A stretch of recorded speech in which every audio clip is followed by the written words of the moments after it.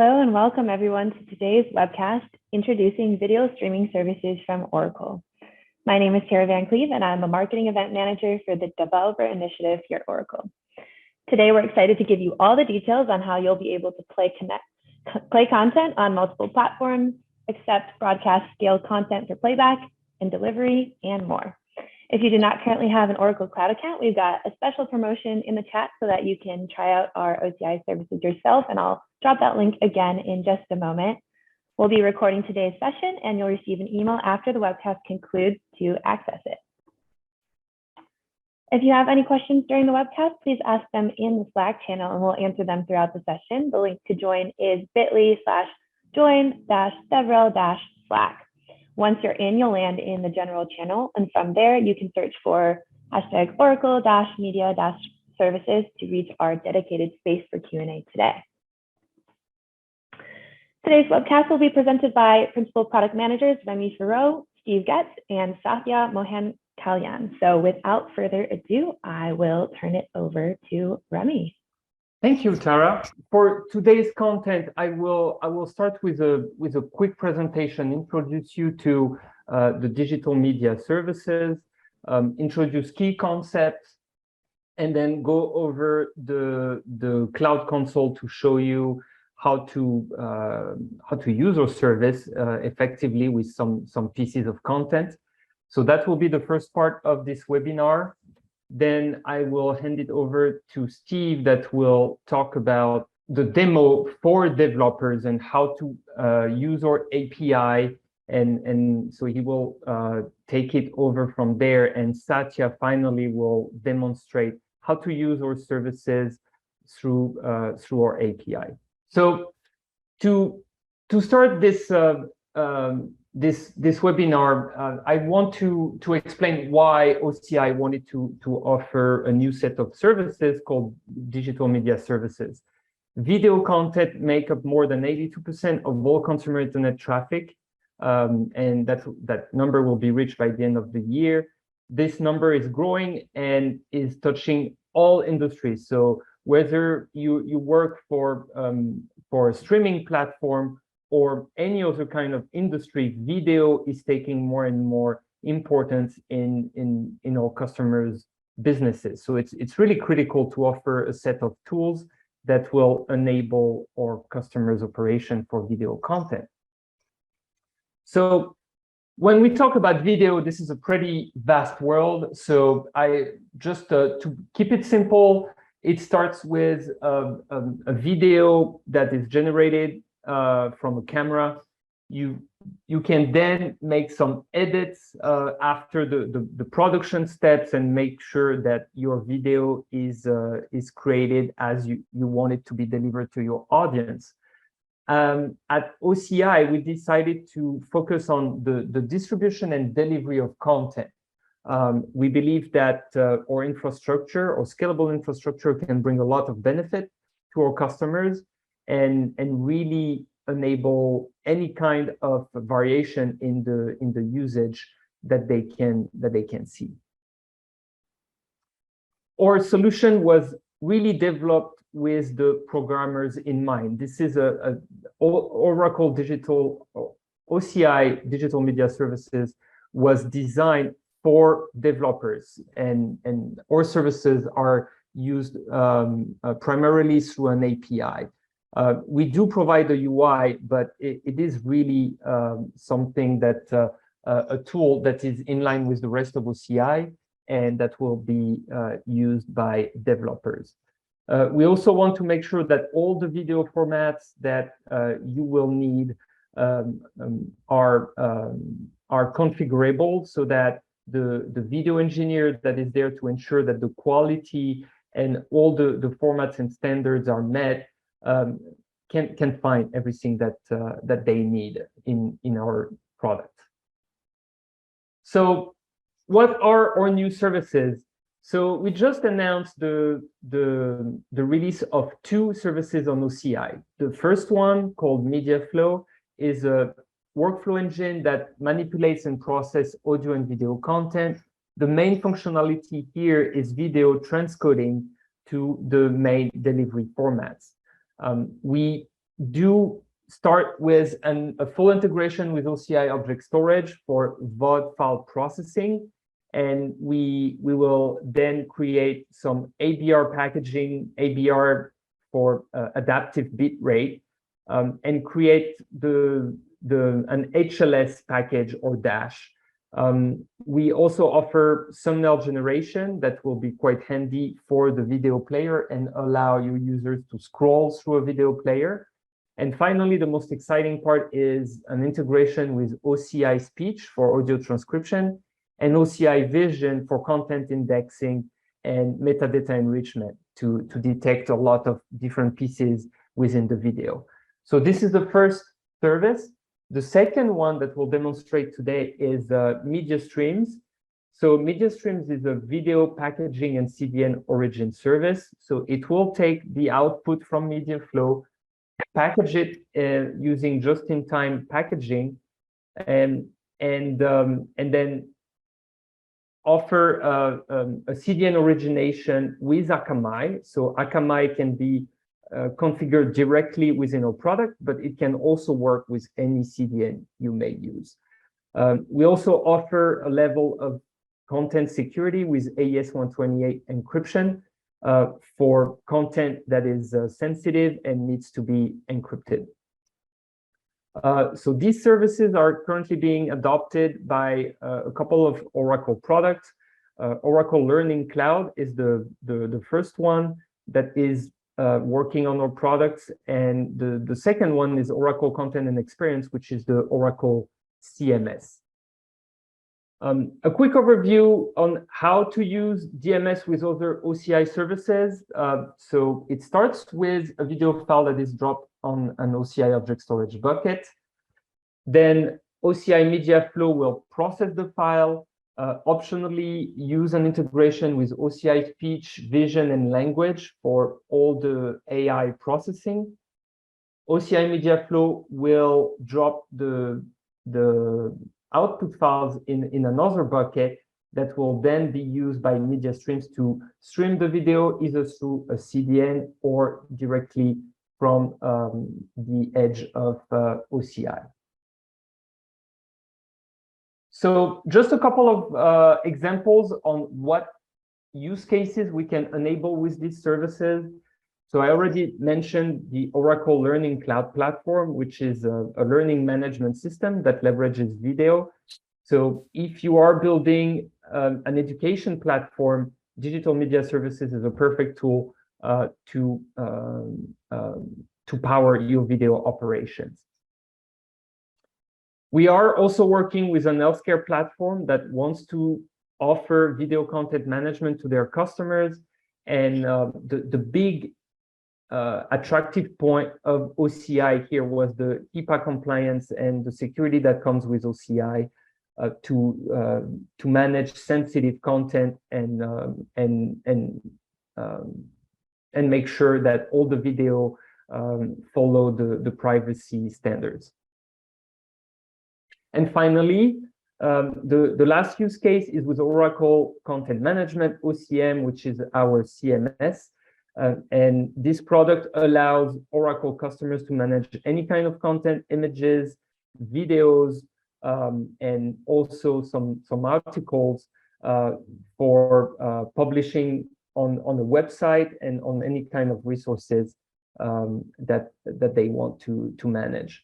So this is just a couple of examples to show how you can enable DMS in real life use cases. And now I will jump to the demo. So when you go to the console, or media services can be found in the analytics and AI piece. And if you click on MediaFlow, that's where you'll be able to configure your all your media workflow. So that's the first step.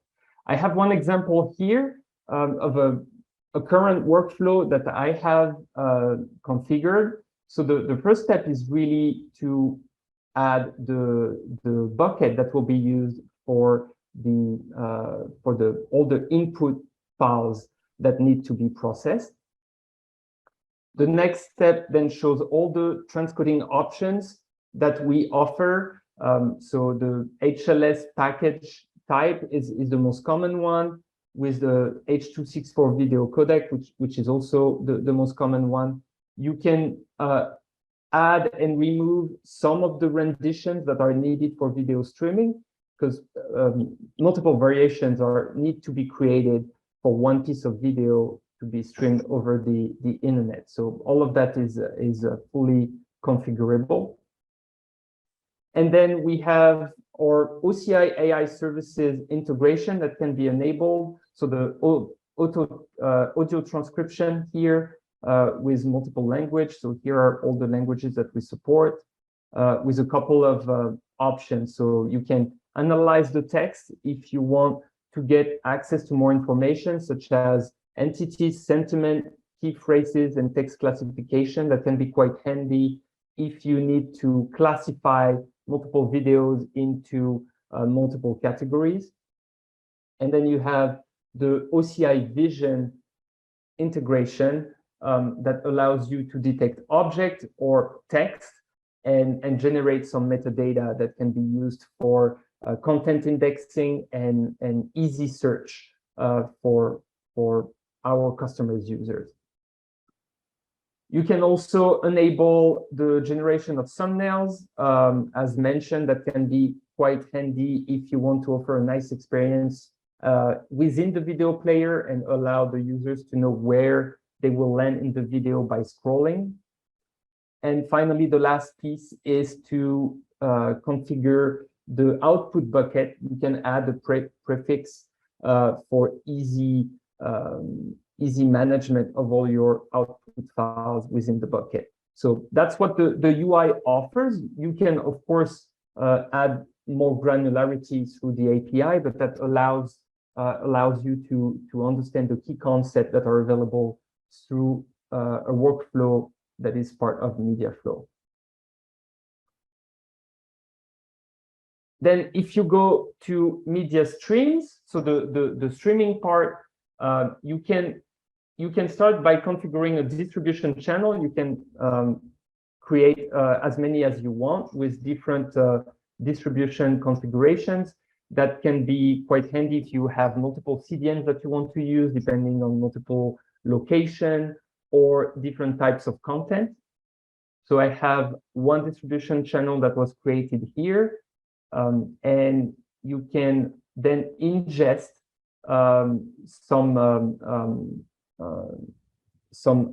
MediaFlow jobs that were previously created, and then you can select multiple packaging configurations. So in this case, I have one that enables content encryption using AES 128, or one with no encryption. And then the URL of the content is created here. So I already put it in a video player just to show you that an example using a Formula One video. And you have here all the different renditions, and you can just check the quality of all the different renditions. So here we are on the lower rendition, and you can see that everything is smoothly, the transition is pretty smooth using the HLS and streaming protocol. So that's all I wanted to show for today. So I will hand it over to Steve that will introduce the developers demo, which I think is really the core of this webinar. And I hope that you will enjoy the rest of the demo. So Steve, it's up to you. All right, thank you, Remy. Awesome, fantastic. So here I want to just quickly introduce conceptually the developer side of the equation here. So what you've just seen through the GUI, while is very helpful and useful, it is quite extensible and robust when you dig into the API endpoints available to you. And here I just want to quickly point out that while you're most always going to be using object storage as their input, and you're going to be using object storage as a output of sorts, You're going to be working through media workflow API endpoints and configuration to manage and deploy. And that configuration workflow will be submitted at your choice through the job API endpoint. And then once you have those configurations in place, you optionally can choose to configure CDN output config to a distribution channel along with individual packaging configurations. Now, for example, what you saw on the GUI is a predefined system workflow that you can use out of the box. And each of these tasks can individually be enabled, or as I can show you through the JSON configuration, those tasks that you define through the JSON, like in this case, the get files task, you can optionally create a version to each of these tasks, so you have the ability to use continuous integration to manage those in real time. And then also as well, for each of these tasks, you can define, as with any typical workflow, predecessors. So you may run these tasks individually standalone. You can optionally run where available in parallel. Now, the SDKs we're providing are going to follow much of what OCI standards provide, which are Java, Python, TypeScript, .NET, and Go.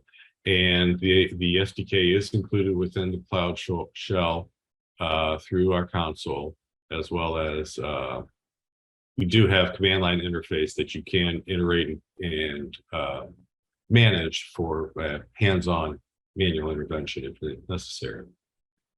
We're developed as open source, available on GitHub. These are all publicly available now with our full release. And you can use any of your IDEs as you expect, .NET, Python, or Eclipse. And with that, Satya is going to take you through and guide you through an example of using our SDK. So pretty much what Steve mentioned, we manage all the tasks in a JSON parameterized.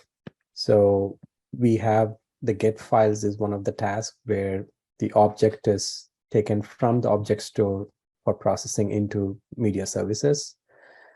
And we have AI task is named as transcribe, and the transcode itself is named as transcode task, and thumbnail generation task is thumbnail. And then once you're done with all these tasks, you would put it back to object store. So that's the put files task. So when you create the task, these tasks are can operate independently. You could have multiple transcodes in one workflow. You could create multiple thumbnails task in one workflow. So they're discrete. The only thing is when we create these tasks, we need to make sure what is a prerequisite for the task that needs to be run. As an example, for transcode to run, we need to have the get file. So without the get file done from object store to media services, the transcode is not going to work. So we just need to make sure those prerequisites are handled appropriately. But then you could create multiple tasks in one workflow. As a simple use case, there could be customers where they want to just give a smaller rendition or a smaller size of video with a quicker set of thumbnails. So then what this workflow could be defined is generate a transcode with the smallest size of the video, let's say 360p, and generate a bunch of sprite thumbnails as a first thing to do. And once those two are done, in the same workflow, you could define a higher renditions on the transcode and different thumbnails for a later documentation purpose. So these could be handled very well on the SDK. You may not see those options on the UI or the console, and there's no one-to-one relation between console and SDK. So that's mostly around the task creation, and And once you have the tasks defined, you would create actually the media workflow and pass all these parameters as the task that is needed for the workflow to be generated. And once we have the workflow, you can instantiate the workflow job.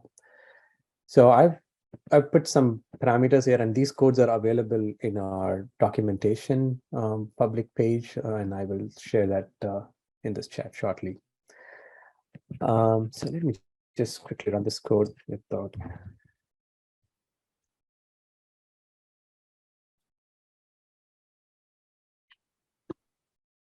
So it's going to ask me prefix for the file. So the prefix of the files is basically when you have a set of videos, we want to differentiate those video files that you want to process. It could be as, possibly as an unique identifier that you want to later identify these objects from an application logic perspective.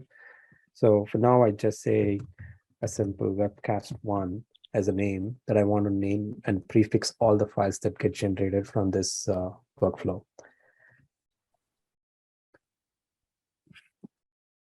So this one, first thing it creates is the workflow. And I have predefined what my source object, source bucket and destination bucket, along with what the source video that I wanted it to process and what's the prefix for it. So this one has submitted a job, and let me pull this up in the UI just to show you how it looks. So this is the media flow which got created. And if you watch it, the way the SDK and UI doesn't match is a classic example of this one. So if you've seen here, the variables here are precisely from an SDK. So if you try to run this job from a console, it's going to fail because it cannot identify these parameters. So when you want to manage through SDK, try to adhere to that and not mix and match both UI and the SDK. And let's go to the job. So this is the job that was submitted, and it's done the AI services, the transcription, and the thumbnail is also generated, and then it comes back with the set of outputs. So one of the things is this master playlist, which is the HLS master playlist, and then different rendition sizes of the video, along with the sub playlist for those renditions. And this also has the JSON file that comes out of AI speech and speech services and few thumbnails. So that's what this job does. And we have the other service, the MediaStreams. What it would do is it would take this master playlist, which is the HLS master playlist, and you could stream that content through HTTP HLS protocol. So let's do that. MediaStreams. So it's going to ask me a couple of things. So one is the bucket where the master playlist is located. So I know it is on output. I named my bucket as output, and then master playlist that to be ingested.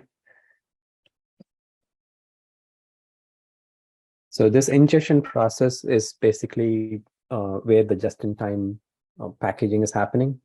When we pass the HLS master playlist, it tries to understand the playlist and the content and checks if all the content is available to be played, whether that playlist can be played through our HLS streaming protocol. And this initiates an ingest job, and this ingest job is where it actually tries to validate the playlist.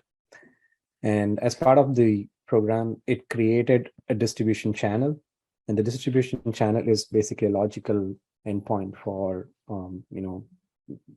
you could think of a channel for a customer or a channel for a set of customers on a separate business aspects. But it's a logical entity to share common packaging. And in a distribution channel, you could have multiple packages, packaging types, and also you could ingest multiple master playlist in one distribution channel. So the ingestion is completed, and the same preview URL which was generated earlier is here. And let me put it here on the edge of this.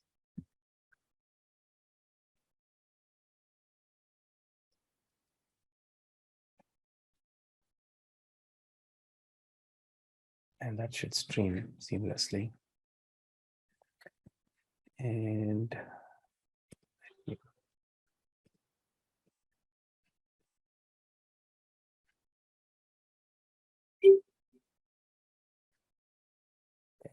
so I wish I could share this URL to all, so you could try streaming, but the Zoom does not let me share the long URL.